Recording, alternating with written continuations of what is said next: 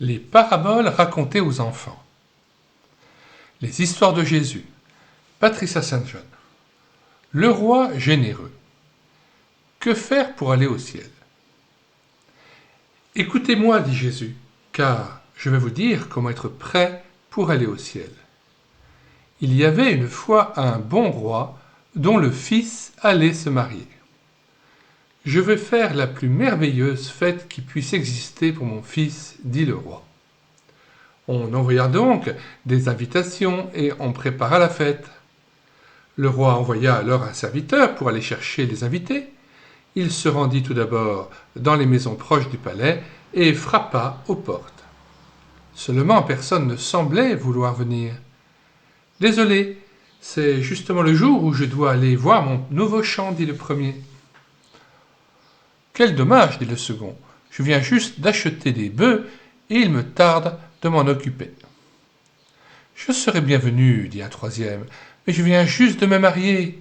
Je ne peux quitter ma femme. Le serviteur revint donc triste au palais. Personne ne veut venir, soupira-t-il. Le roi fut très fâché. Ces personnes ne savent pas ce qu'il manque, dit-il, mais il faut que la fête continue. Allez par les rues où vivent les pauvres et dites ceci. Tous ceux qui le veulent peuvent venir à la fête du roi. Les serviteurs se mirent donc en route. Ils allèrent dans les ruelles étroites où jouaient les enfants pieds nus et ils criaient « Tous ceux qui le veulent peuvent venir à la fête du roi !» Les gens n'en croyaient pas leurs oreilles. « Pas moi, dit une femme, j'ai 9 enfants. »« Amenez-les tous, dit le serviteur. Le roi aime les enfants. »« Mais je suis aveugle, dit un pauvre mendiant. Comment trouverai-je le chemin ? » Prenez quelqu'un pour vous guider, dit le serviteur. Le roi a aussi mentionné les infirmes et les aveugles. Mais nos vêtements, s'écrièrent les gens, nous n'avons rien de bien à nous mettre.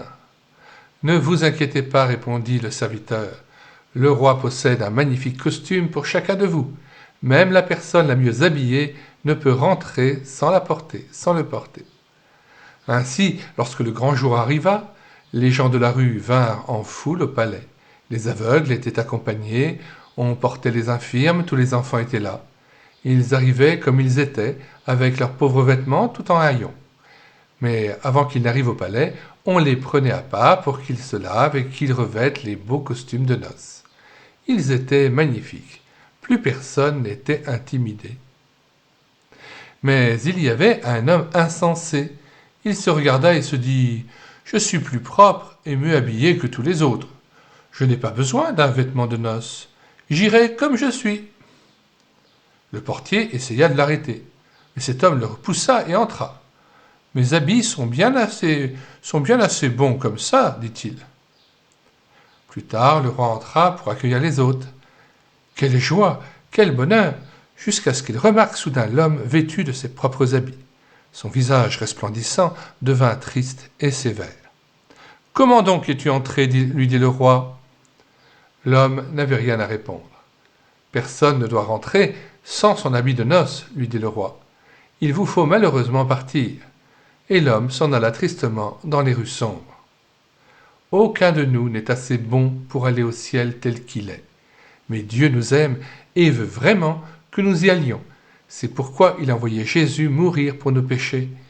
Quand nous venons à lui et que nous lui demandons de nous pardonner et de nous nettoyer, il le fait avec joie.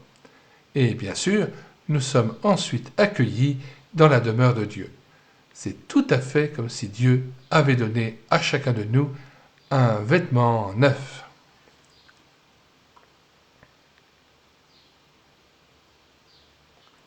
Avant de prier courtement, nous lisons juste un passage d'1 Jean 1, versets 8 et 9. Si nous disons que nous n'avons pas de péché, nous nous séduisons nous-mêmes et la vérité n'est point en nous. Si nous confessons nos péchés, il est fidèle et juste pour nous les pardonner et pour nous purifier de toute iniquité. Seigneur, je te remercie pour ton appel à ce grand banquet dans le royaume de Dieu, pour ce festin que tu nous prépares. Nous attendons ton retour, Seigneur Jésus, et nous voulons aussi confesser nos péchés à chaque fois que notre habit s'est souillé dans la marche et s'est sali.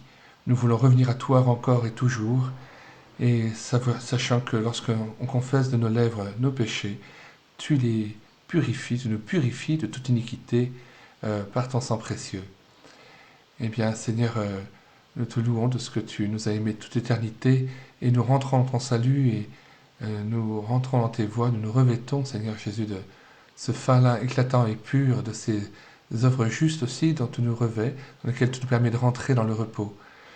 Nous rentrons dans tes œuvres et nous réjouissons, Seigneur, de cette éternité avec toi. Amen.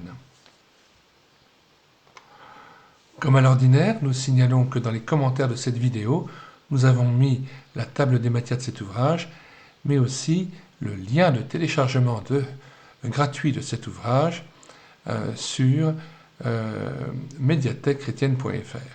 Donc vous cliquez sur le lien et vous arrivez sur médiathèquechrétienne.fr, qui est le site où nous avons numérisé près de 700 titres chrétiens de livres épuisés et non réédités. Eh bien, nous invitons à en profiter. Vous tapez sur la recherche Google médiathèquechrétienne.fr et vous arrivez sur le site.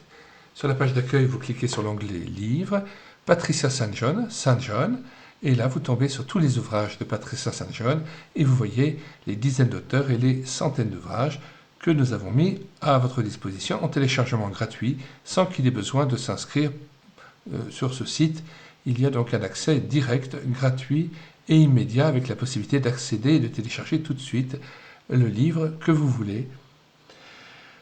Voilà, donc nous vous disons au revoir à tous et à bientôt en vous recommandant bien sûr de vous abonner à cette chaîne YouTube afin de savoir tous les jours quels sont les nouveaux livres que nous numérisons, les nouveaux cantiques que nous mettons en parole en vue d'une louange individuelle ou en assemblée, et aussi quelles sont les histoires que nous prenons en charge en audiobook ou en caméra de vidéo, en caméra permettant donc le fait de lire et de pouvoir filmer à la fois un ouvrage. Très bien, au revoir à tous.